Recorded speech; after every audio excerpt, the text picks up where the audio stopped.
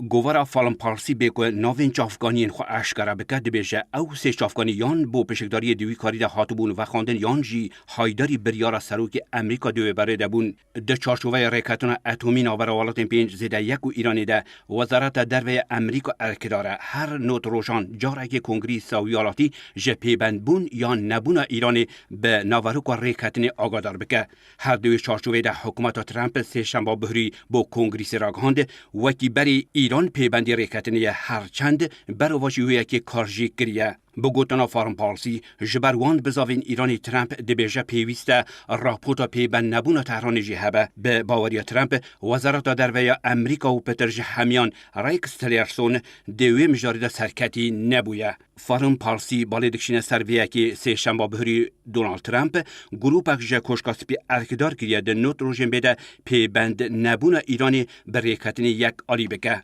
بگوتنا جدری که بناوی فارم پارسی سروک امریکا گوتیه کشکاسپی دبی وان نوت روژانده یا که او دخوازه رو بده آنکو پیبند نبونا ایرانی. او سه چافگانین فارم پارسی دبیجن ده سه مهین بهری ترامپ به آوائی که تایبت جه تلرسون خواسته بو برواجی پیبند بونا ایران آماده بکه لی تلرسون نکریه. هر روزا جوی خواسته بو دوی مجارده به هفت پیمان واشنگتن را بکه و دانو استاندین او پشراس به که حلویست وانجی و که امریکای بگوتنا یک جوان چافگانیان تلرسون چه کارک نکریه لی هش بو انجام ورگتن زویه بزانین نو پشتی جوینا دست بکا هفتیابه اشکره دبن. افجی دیدمه که دوشنبه بهری شن سپایسر پیفدار کشکاس پیراغاند به ویزوتی ریکس تلرسون وزیر در و نیرینا خول سر ریکتنا اتومی رادگینه لگور بزانین فارم پارسی روژا دوشنبه جوینا ترامپ او تلرسون بیچه بریاره که دایی بو بگوتنا جیدر که فارم پارسی ده جوینی ده که ستیو بینن استراتژیست کشکاسپی او شیرمند نزیکی ترامپ چند جاران تلرسون پرسیه که